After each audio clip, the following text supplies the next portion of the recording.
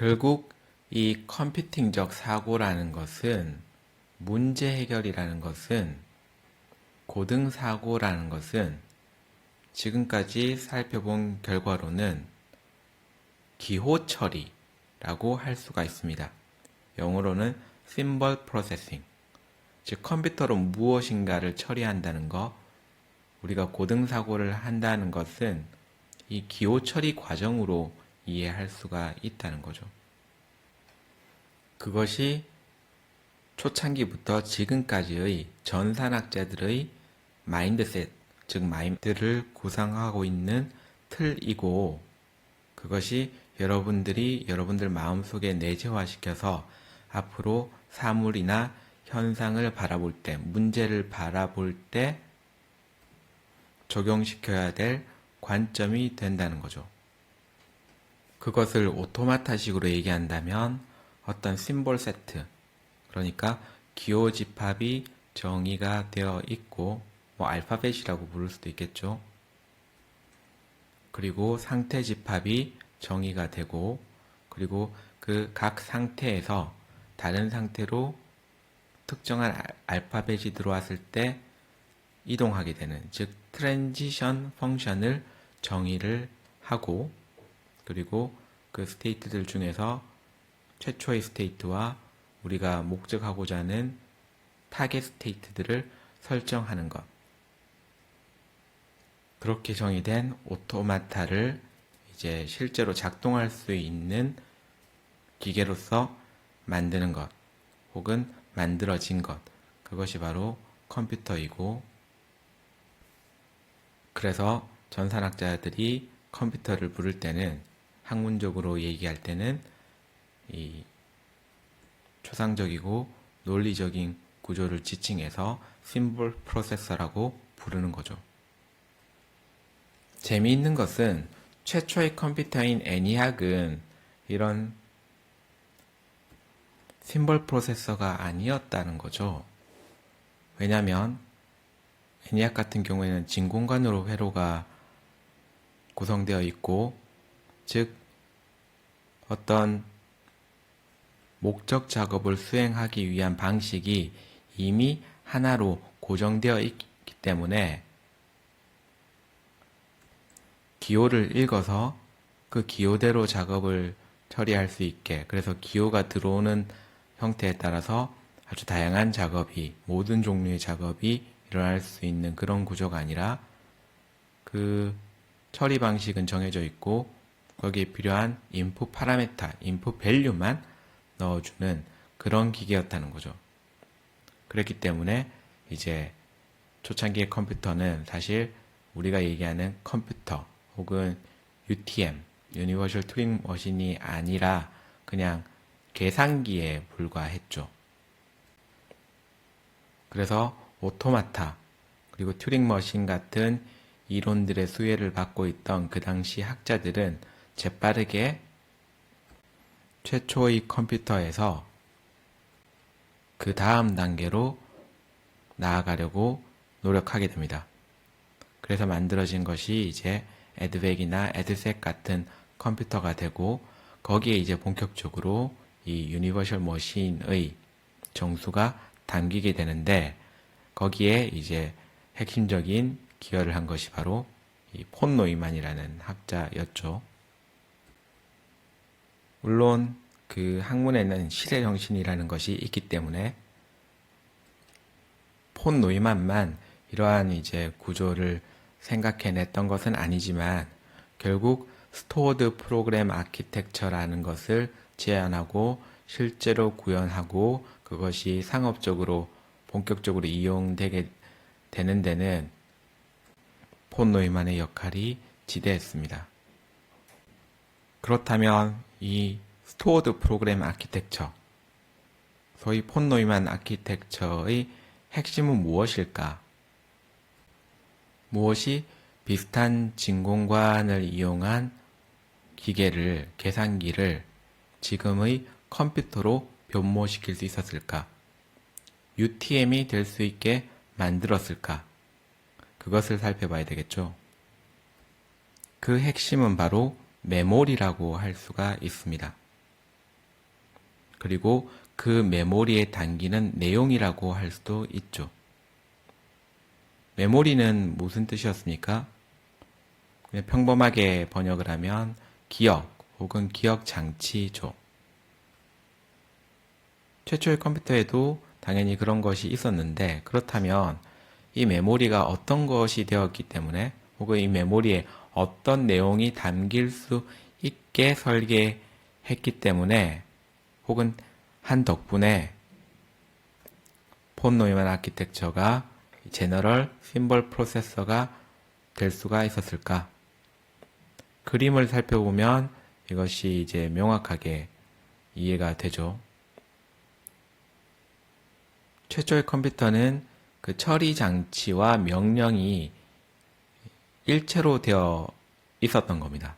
그런데 이 스토어드 프로그램 아키텍처는 그게 아니라 UTM처럼 처리 장치와 그리고 그것의 처리를 명령하는 정보를 분리시킨 거죠. 그래서 소위 CPU, Central Processing Unit이라는 단위를 만들고 또 메모리, UTM에서 무한대의 길이를 가진 테이프라고 불렀던 그것을 메모리의 형태로 구현하고 그리고 그 메모리로부터 CPU로 정보를 전달하고 다시 내보내기 위한 중간 매체로서 브릿지를 상정한 거죠.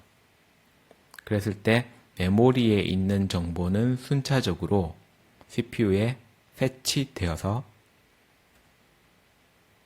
디코드되고 그리고 디코드된 결과에 따라서 실행 장치 혹은 계산 장치, 구체적인 계산 장치, 예를 들면 사칙 연산, 더하기, 빼기, 곱하기, 나누기 혹은 논리 연산, true, false, and, or, not 같은 논리 연산을 거쳐서 그 결과를 다시 필요한 경우에 메모리에 기록하는 거죠.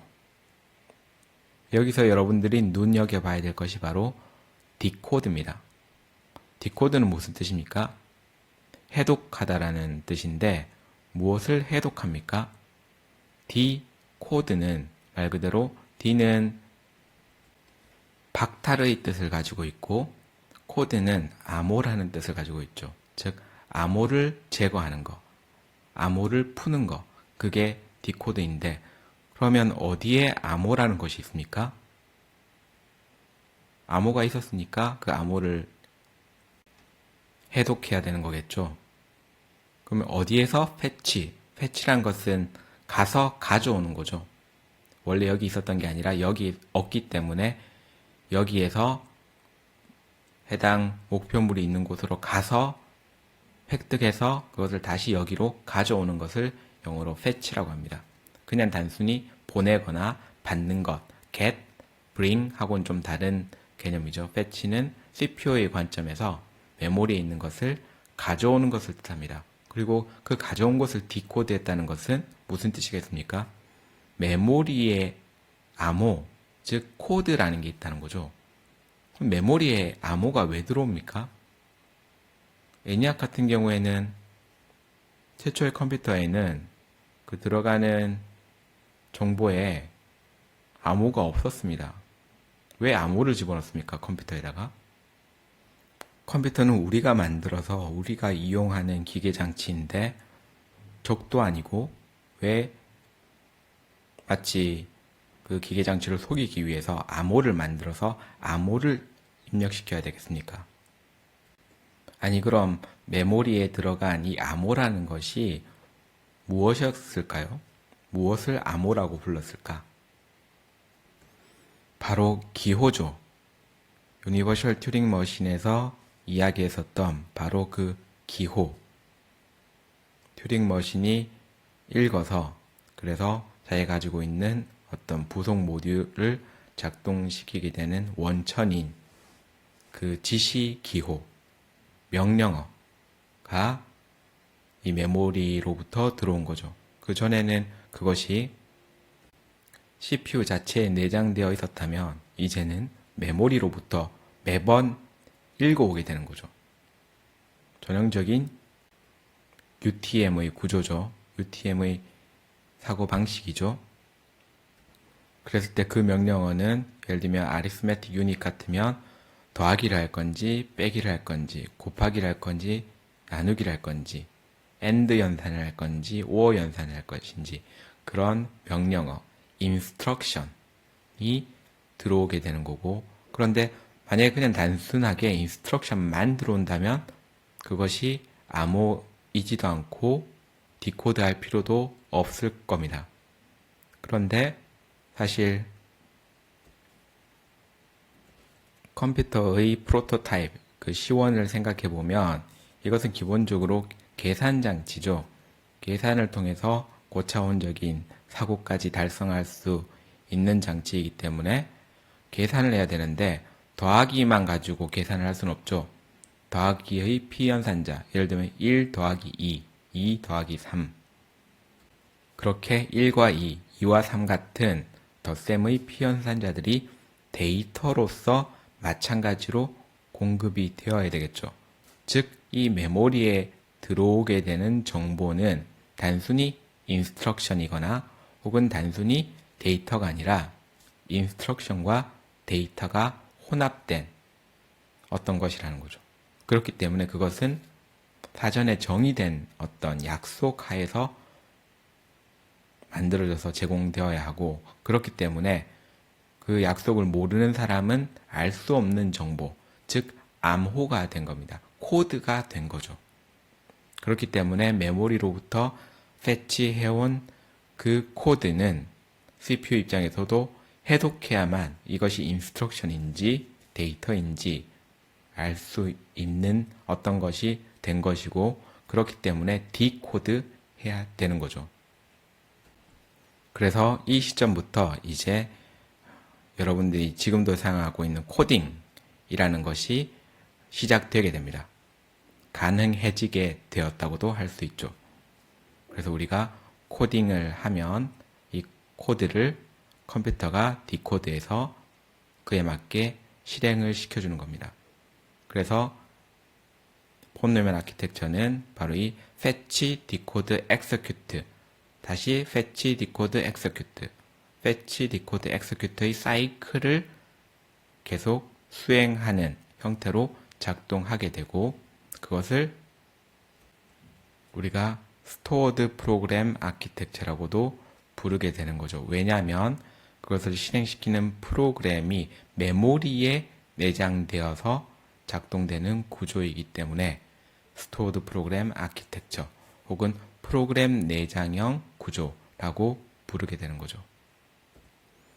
이것이 여러분들에게는 지금 구체적으로 와닿지 않을 수가 있는데, 실제로 여러분들이 사용하고 있는 그 랩톱이나 PC를 뜯어보게 되면 실제 실물 하드웨어가 이러한 형태로 제작이 되어 있고, CPU와 그리고 램과 그리고 버스 구조로 만들어져 있죠. 또 여러분들이 작성하는 그 C 프로그램, C++ 프로그램, 혹은 자바 프로그램, 혹은 파이썬 프로그램이 실제로 컴퓨터에서 작동될 때 그때 버추얼 메모리 스페이스를 만들고 그 안에 여러분들이 작성한 코드, 즉 인스트럭션과 데이터가 로딩되고 릴로케이션이 되어서 작동하는 것을 나중에 배우게 될 겁니다. 그래서 그 메모리 스페이스 구조를 정확하게 이해하는 것이 프로그래밍의 가장 기초적인 기술이자 가장 고급 기술까지도 될 수가 있습니다. 모든 종류의 프로그래밍에서 그 메모리를 다루는 스킬이 가장 중요한 스킬이고, 그렇기 때문에 C나 C++가 가장 파워풀한 이유도 거기에 있죠. 포인터를 제공한다는 것. 그것이 컴퓨터의 근원 원리에서 얼마나 중요한 것인지를 여러분들이 여기에서 유추해 볼 수 있을 겁니다.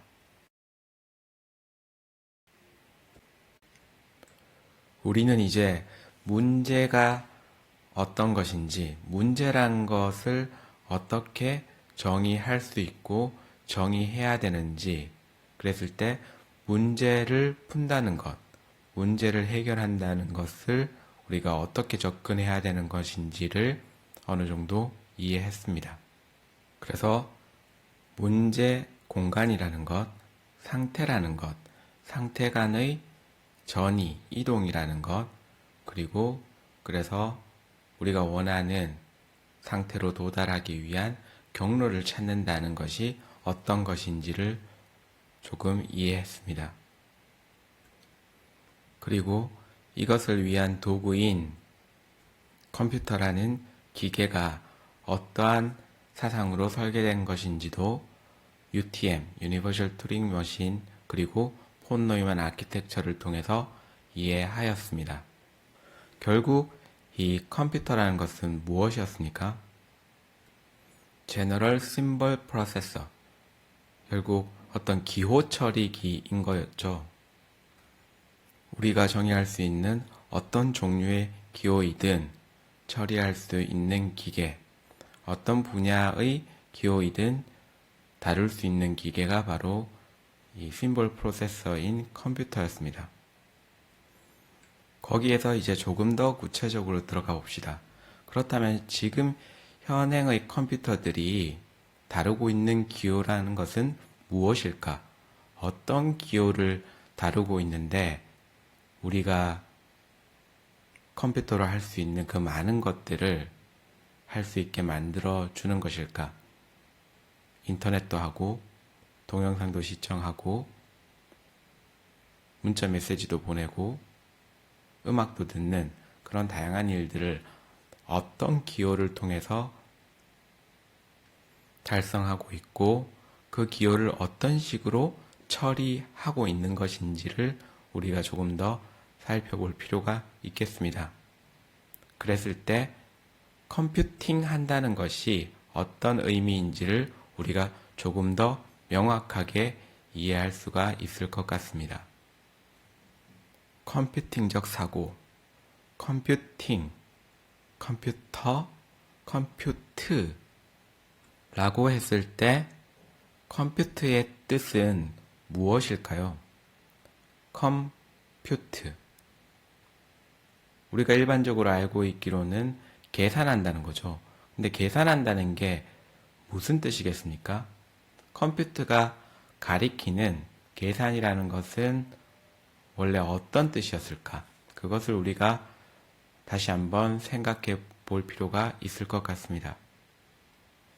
어원을 밝혀서 이 단어를 분해를 해 본다면 컴퓨트는 콤 그리고 퓨트로 분해를 할 수가 있고, 콤은 함께 한다는 뜻이죠.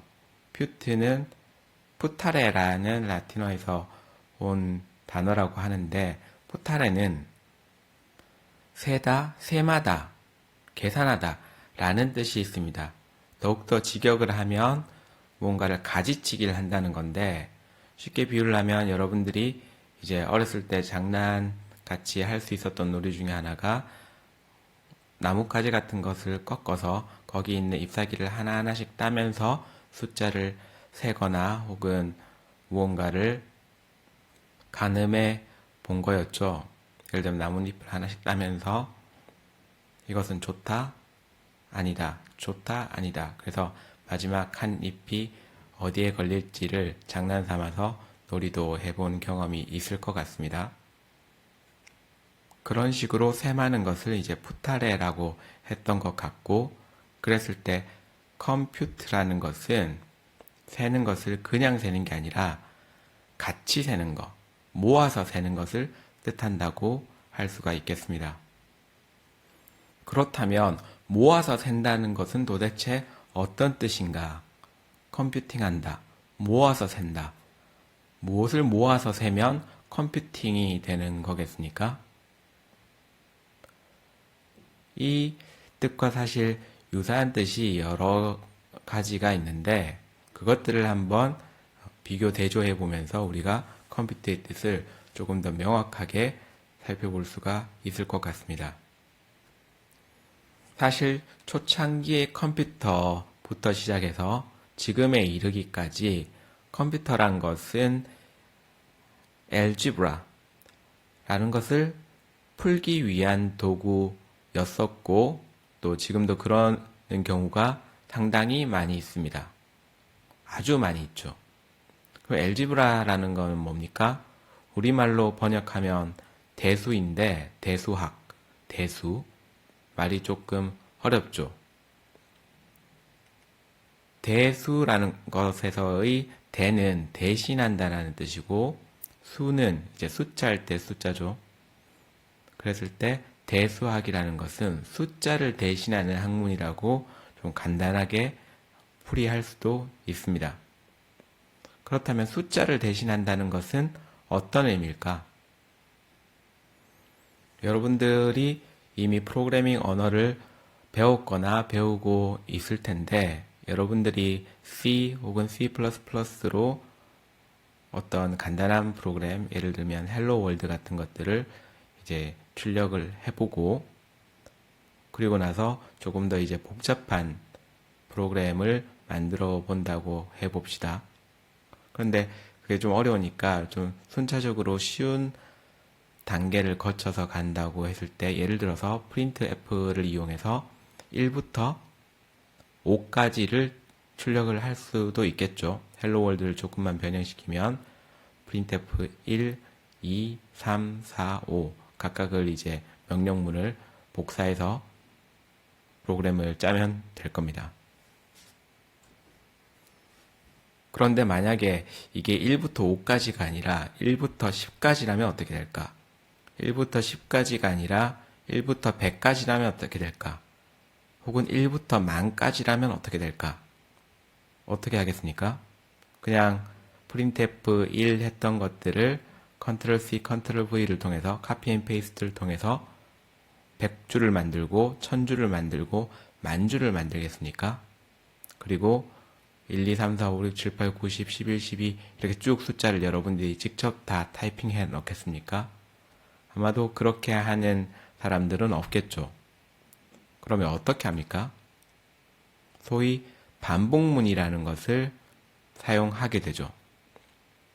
for loop라든지 while loop 같은 것들을 이용을 해서 printf를 한 번만 사용해서 실제로는 여러 숫자를, 우리가 원하는 숫자가 100개이든 1000개이든 100만 개이든 그것들을 쭉 반복적으로 수행하게 만들 겁니다.